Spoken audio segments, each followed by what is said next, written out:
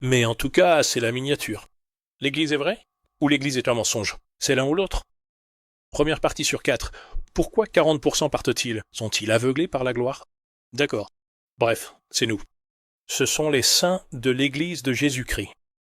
Nous allons vers un endroit où notre âme, notre corps, notre esprit seront remplis, entourés et enveloppés par la bonté du Seigneur, sous toutes ses formes. Et notre âme sera comme un jardin arrosé, et nous ne connaîtrons plus jamais la tristesse. C'est de ça que je parle. C'est là que je veux finir. D'accord? Avec le Père et le Fils, dans la chambre haute, au festin des noces de l'agneau, puis dans le royaume céleste avec eux, pour l'éternité. Bon, mettons ça de côté. N'est-ce pas encourageant? J'adore chanter. Il y a un vieux proverbe polonais qui dit « Celui qui chante prie 2 fois ». Il y a quelque chose de particulier à chanter des louanges à notre Père Céleste, à Sion, à son peuple et à Jésus. C'est tout simplement merveilleux. Bon, donc 4 raisons. Alors ça, c'est moi. D'accord? Vous en ferez ce que vous voudrez, selon ce que vous en pensez, si vous écoutez attentivement. D'accord? 4 raisons pour lesquelles beaucoup de saints, malheureusement, ne persévèrent pas jusqu'à la fin. D'accord, l'Église est vraie. C'est une possibilité. L'Église est un mensonge. Évidemment, les personnes qui partent finissent d'une manière ou d'une autre par être convaincues que l'Église est un mensonge. Voici la première partie sur 4. Pourquoi 40% partent-ils? Sont-ils aveuglés à la gloire? D'accord, c'est la question. Sont-ils aveuglés à la gloire? Maintenant, il y a une chose que je veux juste dire ici, c'est que je pense à cela parce que je fais des podcasts sur à quel point je trouve la restauration incroyable dans l'Église de Jésus-Christ des Saints des derniers jours. Je suis constamment émerveillé par la grandeur, la gloire et la beauté de la restauration de l'Église de Jésus-Christ des Saints des derniers jours. Et donc, je fais des podcasts. Il est vrai que beaucoup de mes podcasts adoptent cette tonalité particulière. Et j'ai reçu, je sais pas exactement, peut-être environ 7000 ou même 8000 emails, ainsi que quelque chose comme 70 000 commentaires divers.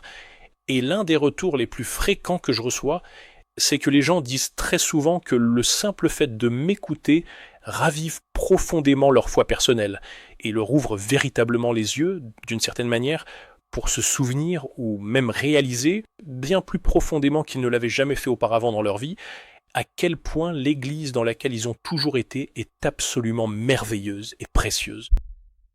Et c'est l'une des raisons pour lesquelles il est si important d'avoir des convertis zélés autour de soi, vous voyez? Parce que la vérité, c'est que si vous êtes né dans l'Église, que vous avez grandi dans l'Église et que vous y avez passé toute votre vie, eh bien, c'est simplement un fait de la nature humaine. On n'apprécie pas forcément pleinement ce que l'on a quand on y baigne en permanence. C'est comme si on se rendait pas vraiment compte à quel point c'est merveilleux que là, tout de suite, la seule chose qui nous maintient en vie, c'est cet océan d'atmosphère. Et donc, l'air est invisible. Ou alors moi, si vous avez écouté beaucoup de mes podcasts, vous m'avez déjà entendu dire, les poissons ne se rendent pas compte qu'ils sont dans l'eau. Ils ne se disent pas, waouh, je suis tellement reconnaissant d'avoir de l'eau. C'est juste là, et ça a toujours été là. Et ils le prennent quoi? Ils le prennent pour acquis. C'est dans la nature humaine de tenir pour acquis ce dans quoi on a baigné toute sa vie, non? Donc je pense qu'il est assez probable que beaucoup de gens qui partent, et d'ailleurs beaucoup de ceux qui ne partent pas, n'apprécient pas forcément ce qu'ils ont s'ils l'ont eu toute leur vie. Hein, ils voient pas forcément la merveille et la splendeur de tout ça. Ça, je pense que c'est assez vrai, par exemple, quand on vit aux États-Unis. C'est comme si on le prenait simplement pour acquis. C'était vraiment rafraîchissant avec cette Coupe du Monde, avec tous ces fans de foot qui sont venus ici, et ils disaient, waouh, vous savez, les gens disent beaucoup de mauvaises choses sur l'Amérique, mais cet endroit est incroyable. Vous voyez, c'est comme...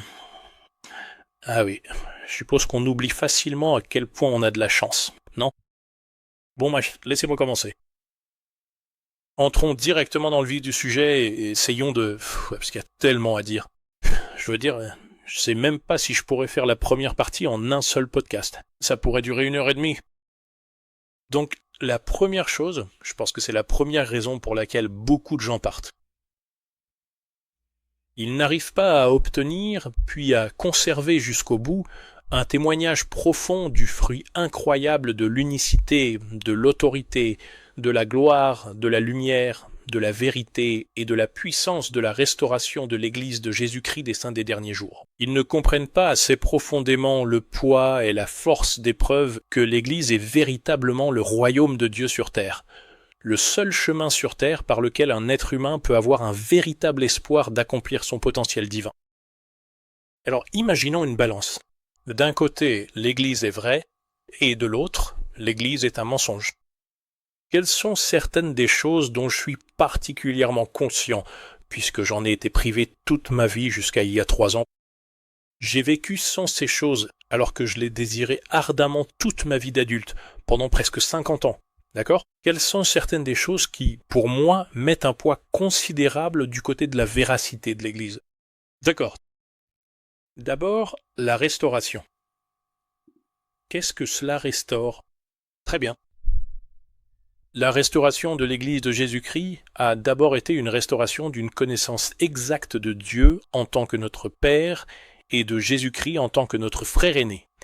Et comme Jésus appelait son Père céleste dans Jean 17, « Or la vie éternelle, c'est qu'ils te connaissent, toi, le seul vrai Dieu, et celui que tu as envoyé, Jésus-Christ. » D'accord.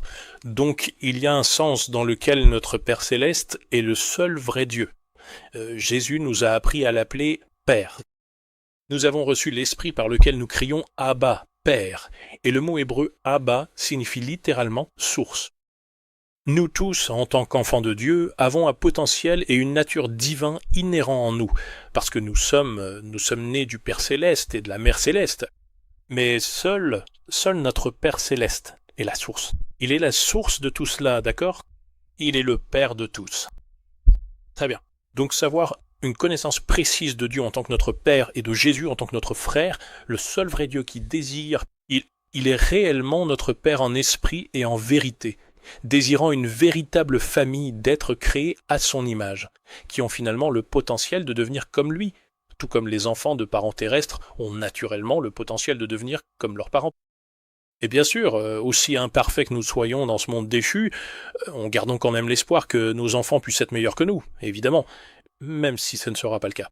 Nous n'avons pas le potentiel d'être meilleurs que notre Père céleste. Mais vous voyez l'idée, d'accord? Maintenant, le fait est que j'ai passé toute ma vie à patauger dans la confusion à propos de tout ça. Je savais, au fond de moi, je savais que Dieu était notre Père. Mais le système chrétien, les quelques 50 000 groupes et dénominations chrétiennes différents dispersés à travers le monde, enfin environ 50 000, et 98%, 99% d'entre eux sont trinitaires. Ils adhèrent à la théologie trinitaire et au credo. Et donc, vous savez, je suis né dans une famille catholique à Olympia, dans l'État de Washington, en 1954. J'ai 5 ans, 6 ans. Je suis envoyé à l'école paroissiale La Sainte, l'école catholique Saint-Michael. Les sœurs me font étudier le catéchisme de Baltimore, et on m'enseigne la Trinité. Vous savez, il y a ce triangle dans un cercle, et il y a 3 personnes, mais un seul Dieu.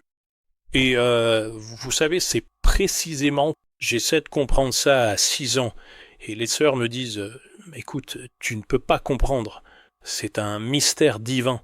Il faut juste l'accepter par la foi. Il n'y a aucun moyen de le comprendre. Et donc, voilà, c'est mon héritage. Ayant grandi dans une famille catholique pratiquante, c'était mon héritage. Je suis trinitaire. Et puis, à 14 ans, j'abandonne le catholicisme, mais à 21 ans, je rencontre des chrétiens évangéliques. Et je plonge dans le christianisme évangélique, je donne ma vie à Jésus, comme ils m'ont appris à le faire. Vous savez, j'ai fait la prière du pécheur le 10 juin 1976. Et bien sûr, nous croyons tous en la Trinité. Et il me donne une Bible à lire. Et je commence à la lire, et il y a tellement de choses dedans qui n'ont aucun sens à la lumière de la doctrine trinitaire.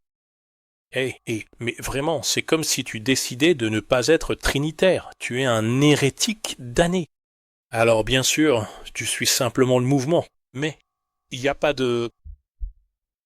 Enfin, qu'a dit Jésus? Il a dit La vie éternelle, c'est de connaître notre Père Céleste, de te connaître toi, le seul vrai Dieu, et Jésus-Christ que tu as envoyé. Avoir une connaissance précise de Dieu en tant que notre Père, qui est vraiment notre Père, et nous sommes vraiment créés à son image et à sa ressemblance, mais le Dieu trinitaire est invisible. D'une certaine manière, le corps de Jésus a disparu, même si c'était assez important pour qu'il ressuscite d'entre les morts afin de le reprendre. Mais lorsqu'il est monté au ciel avec ce même corps, d'une certaine façon, ce corps a été comme... Il a fallu s'en débarrasser, vous voyez, comme après un meurtre ou quelque chose du genre. Il a fallu faire disparaître le corps. Et ensuite, le Père, le Fils et le Saint-Esprit ne forment plus qu'un seul être invisible, inconnaissable, trinitaire, sans partie corporelle ni passion. Et c'est avec ça que j'ai grandi, d'accord ? Donc il y a 3 ans et 6 mois, quand j'ai, après avoir pensé toute ma vie que l'Église de Jésus-Christ n'était qu'une bande de fichus sectaires et d'hérétiques qui ne valaient pas la peine d'être écoutés une seule seconde, j'ai finalement été poussé par notre Père Céleste, par l'Esprit. J'ai été poussé par la lumière du Christ à enfin, à l'âge de 68 ans, enquêter sur l'Église de Jésus-Christ. Et quand je me suis assis avec ces sœurs missionnaires, j'étais là. Quoi ? Vous savez ce qu'elles m'ont appris sur Dieu ? Oui, le Père et le Fils sont apparus comme 2 êtres distincts. Bien sûr, unis dans l'esprit, la volonté, le but, les émotions, l'amour, unis dans le caractère, unis dans le but, mais pas une seule et même entité. Ils sont simplement apparus à Joseph Smith dans le bosquet sacré, tout comme le premier martyr dans Actes chapitre 7. Ce qui m'a justement fait me poser des questions, c'est que Étienne lève les yeux alors qu'il va être lapidé, et il dit « Je vois Jésus debout à la droite de Dieu ». Tu vois ? Du coup, comment ça fonctionne ça ? D'accord. Donc, dans tous les cas, l'Église de Jésus-Christ des Saints des derniers jours, il y a environ 50 000 groupes et dénominations chrétiennes différents sur la face de la Terre qui sont unis dans leur trinitarisme. Mais l'Église de Jésus-Christ des Saints des derniers jours est la seule Église sur Terre qui possède réellement une connaissance précise du Père, du Fils et de l'Esprit, qu'ils forment la divinité, mais qu'ils veulent que nous devenions comme eux et que nous rejoignions l'entreprise familiale. C'est plus comme une ruche qu'autre chose. Mais ce sont des êtres séparés, d'accord ? Et c'est juste, c'est tout simplement glorieux de pouvoir enfin laisser complètement derrière moi le fouillis confus du trinitarisme et de trouver réellement l'Église où je peux vraiment savoir de tout cœur que Dieu est mon Père. Et donc, pour moi, c'est énorme, d'accord ? D'accord. La deuxième chose, B, et c'est la plus importante. C'est bouleversant. C'est bouleversant à l'échelle de l'univers. C'est tout simplement merveilleux, au-delà de tout ce qu'on peut imaginer. D'accord ? L'expiation. Il n'y a rien de plus incroyable qui se soit jamais produit dans le temps ou l'éternité sur la face de la terre que l'expiation du Seigneur Jésus-Christ. D'accord ? Et comme l'apôtre Paul le décrit si bien, le sacrifice expiatoire, qui constitue le message central et fondamental de la bonne nouvelle de l'expiation, Paul en parle longuement. Elle est d'ailleurs explicitement mentionnée là, juste dans nos articles de foi. Où Joseph Smith, il a spécifiquement, pas dans les articles de foi, mais ailleurs, il a répété ce que Paul décrit dans 1 Corinthiens 15, versets 1 à 4, et il dit que cet évangile de l'expiation, cette bonne nouvelle de l'expiation, c'est, je paraphrase ici, c'est notre point central. Et tout le reste de ce que nous croyons, toute notre foi et notre pratique, c'est comme le moyeu de la roue. Et tout le reste de notre foi et de notre pratique en découle. Tout découle de cela. L'expiation est le centre de tout. Et le cœur de l'expiation, c'est ce que Jésus a fait. Il est dit dans 1 Corinthiens 15, 1 à 4, que Paul dit « Ce que j'ai reçu, je vous l'ai transmis, à savoir que Christ est mort pour nos péchés selon les Écritures, qu'il a été enseveli et qu'il est ressuscité selon les Écritures. » Voilà, c'est le cœur du sujet. Et bien sûr, si vous avez grandi dans l'Église de Jésus-Christ et que vous avez été, dans une certaine mesure, exposé à ce que croient les autres chrétiens, vous savez que nous croyons cela, mais que pratiquement tous les chrétiens le croient aussi. J'ai été élevé à croire que Jésus-Christ est mort pour mes péchés selon les Écritures, qu'il a été enseveli et qu'il est ressuscité selon les Écritures. Donc il y a 1,7 milliard de catholiques qui croient cela, d'accord? Et puis les orthodoxes croient cela, les protestants croient cela. Pratiquement tous les évangéliques, charismatiques et pentecôtistes, nous croyons tout cela. Nous croyons tous cela, d'accord? Alors, pourquoi sommes-nous si spéciaux? Je vais vous dire pourquoi nous sommes si spéciaux, d'accord? Et peut-être que vous le savez déjà, mais je ne pense pas que beaucoup d'entre vous le sachent comme moi je le sais.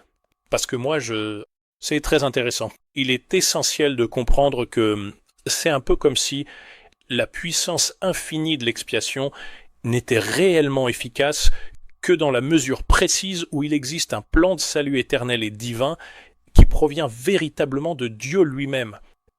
Ce plan est gracieusement offert par le Tout-Puissant comme le moyen sacré par lequel les êtres humains sont greffés, immergés totalement ou unis de façon permanente à la puissance rédemptrice de l'expiation du Seigneur Jésus-Christ.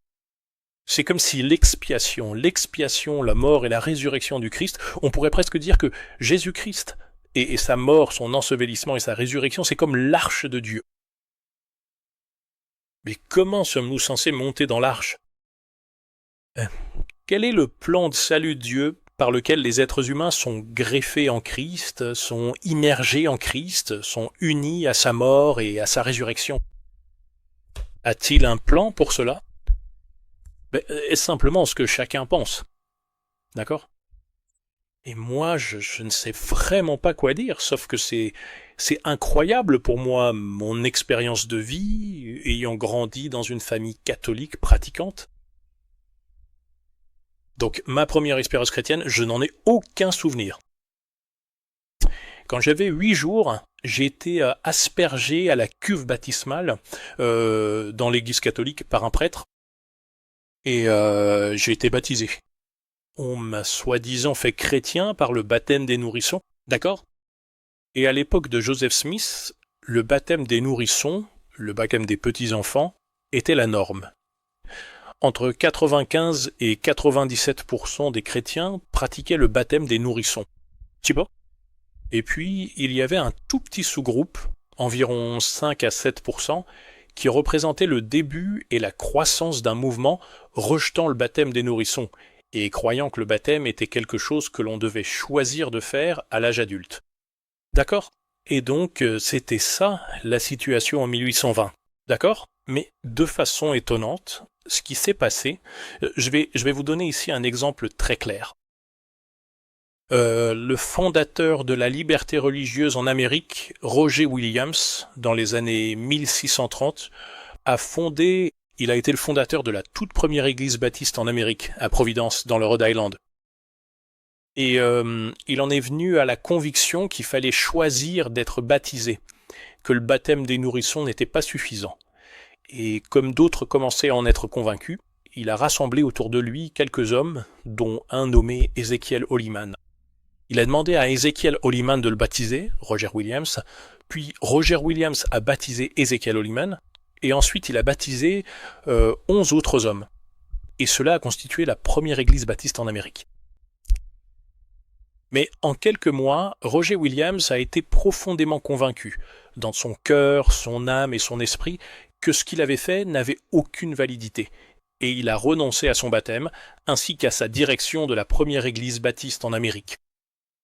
Et la raison qu'il a donnée était qu'il était devenu convaincu, en gros il avait reçu une révélation personnelle, qu'il n'y avait aucune possibilité de baptême valide parce que l'Église avait disparu de la terre à cause de l'apostasie précoce après la mort des premiers apôtres, que l'Église avait disparu de la terre et que tant que le Dieu du ciel n'enverrait pas de nouveaux apôtres sur terre pour restaurer l'Église, il n'y aurait aucune possibilité de baptême valide. D'accord ? Et donc c'est incroyable. Et il est devenu le fondateur de Providence Plantations, qui est aujourd'hui la ville de Providence, ainsi que de ce qui est devenu la colonie, puis l'État de Rhode Island. Et c'est là qu'il a réussi pour la première fois à obtenir une charte du roi d'Angleterre déclarant une expérience vivante. À l'intérieur des frontières du Rhode Island, les gens seraient libres d'avoir la liberté de conscience et de pratiquer leur foi selon leur propre conscience. sans être soumis au contrôle d'une église d'État, ce qui n'était pas le cas dans les autres colonies. Dans les autres colonies, il y avait toute une forme d'église d'État. Et donc c'est incroyable. Et si je dis cela, c'est pour montrer que, à l'époque de Joseph Smith, il y avait environ 5 à 7% des gens qui rejetaient le baptême des enfants. Mais à la pendant les années 1700 et la première moitié des années 1800, ceux qui rejetaient le baptême des enfants étaient aussi persuadés, et je dirais même persuadés de façon démoniaque, de décider, et c'est complètement fou, d'accord ? Décider que le baptême, ils rejetaient leur baptême d'enfant. Mais ensuite, ils ont décidé que le baptême n'avait absolument rien à voir avec le processus du salut. Que cela n'avait rien à voir. En gros, c'était juste une expérience intérieure et que le baptême n'y était pour rien. Les credos avaient pourtant affirmé pendant des siècles que nous reconnaissons un seul baptême pour la rémission des péchés. Et vous verrez, parce que je vais en parler, le fait est qu'il n'y a rien dans les Écritures qui soit plus clair et plus fortement affirmé que ce que l'Église de Jésus-Christ a restauré par l'intermédiaire de Joseph Smith et des premiers apôtres. La restauration du pouvoir et de l'efficacité de l'expiation, en la rétablissant dans le plan du salut donné par Dieu, par lequel les êtres humains pouvaient être incorporés à l'expiation, et la puissance de l'expiation intégrée en eux, à travers le plan du salut, en contemplant la gloire de l'expiation, en étant touché au cœur, et une fois touché au cœur, alors en obéissant au commandement donné par l'Esprit de vérité à travers Pierre, le jour de la Pentecôte. Ils ont crié « Que devons-nous faire, frères ?» Et Pierre leur dit « Voici ce que vous devez faire. Vous devez vous repentir et être baptisés au nom de Jésus-Christ pour la rémission de vos péchés. Et si vous faites cela, alors vous recevrez le don. » Il dit que chacun de vous soit baptisé au nom de Jésus-Christ pour la rémission de vos péchés, et vous recevrez le don du Saint-Esprit. Car cette promesse est pour vous, elle est pour vos enfants, la génération suivante, elle est pour tous ceux qui sont au loin, aussi nombreux que le Seigneur notre Dieu les appellera. Et tous ceux qui reçurent sa parole avec joie furent baptisés. Et ce jour-là, environ 3000 âmes leur furent ajoutées. Et qu'ont-ils fait ? Ils n'ont pas simplement pris un Nouveau Testament pour essayer de se débrouiller tout seuls. Non, il est dit que tous ceux qui reçurent sa parole avec joie furent baptisés. Et ce jour-là, environ 3000 âmes leur furent ajoutées. Et ils persévéraient chaque jour dans l'enseignement des apôtres, dans la communion fraternelle, dans la fraction du pain et dans les prières. D'accord ? Alors, ce dont je viens de parler de mémoire, c'est Actes chapitre 2, versets 36 à 42. Et c'est le plan de salut ordonné par Dieu, par lequel la puissance de l'expiation entre réellement dans la vie d'un être humain.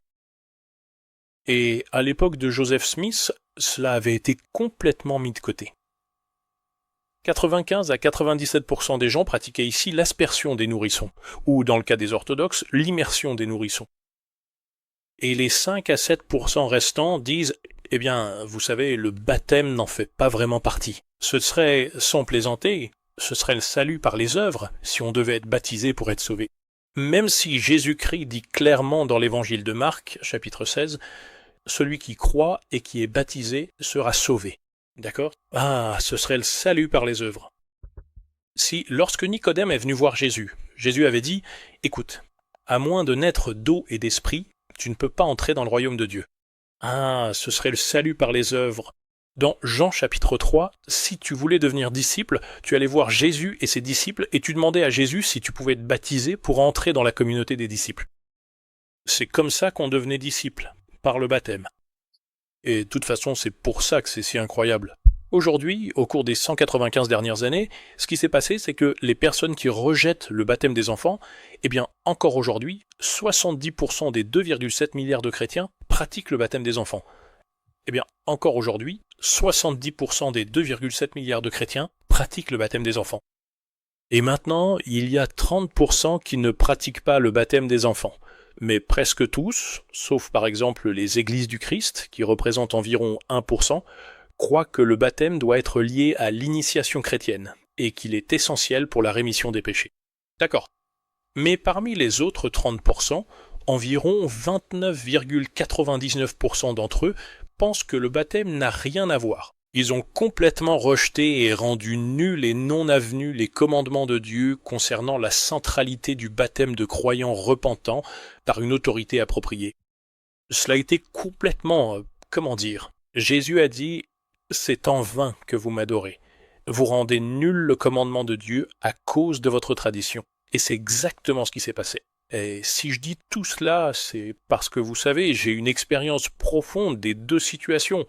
Et le fait est que le baptême des nourrissons, comme le fait de devenir chrétien sans aucun baptême valide et autorisé, ces deux choses-là, tout ce qu'elles produisent, c'est une forme de piété sans la puissance. Se dire j'ai été baptisé bébé. La réalité de ma foi, c'était comme une forme de piété sans la puissance. Puis il y a 21 ans, je tombe sur ces chrétiens évangéliques et ils ne me disent pas de me repentir et d'être baptisé. Ils me disent, écoute, tu dois demander à Jésus d'entrer dans ton cœur pour devenir ton Seigneur et Sauveur personnel. Alors je le fais. D'accord. Ensuite, ils me donnent une Bible. Je ramène la Bible chez moi et je commence à la lire. Et j'arrive au chapitre 6 de l'Épître aux Romains. Et c'est tellement central. J'ai vraiment envie de le lire en fait. D'accord. Ceci vient du site internet de l'Église. Chapitre 6. Le baptême est à l'image de la mort, de l'ensevelissement et de la résurrection du Christ. D'accord, allons-y, lisons cela ensemble. J'ai lu le chapitre 6 de l'Épître aux Romains et j'ai pensé « Quoi ? Pourquoi n'ont-ils pas baptisé ?» Et je suis retourné voir ces chrétiens évangéliques dont j'étais devenu un. J'ai dit « Pourquoi n'avez-vous pas baptisé ?» C'est écrit juste ici. Tous ceux qui ont été baptisés en Jésus-Christ ont été baptisés en sa mort. Pourquoi pas ? Et ils ont dit « Oh, le baptême, ça ne sauve personne. Tu n'es pas obligé d'être baptisé. Tu peux, si tu veux, suivre l'exemple du Seigneur et faire une profession publique de ta foi en Christ un jour, tu peux le faire. Mais ça n'a rien à voir avec le pardon de tes péchés. » Et j'étais là. Quoi ? Et je leur ai lu ce passage, mais ça leur faisait ni chaud ni froid. Donc voilà, c'est la réalité.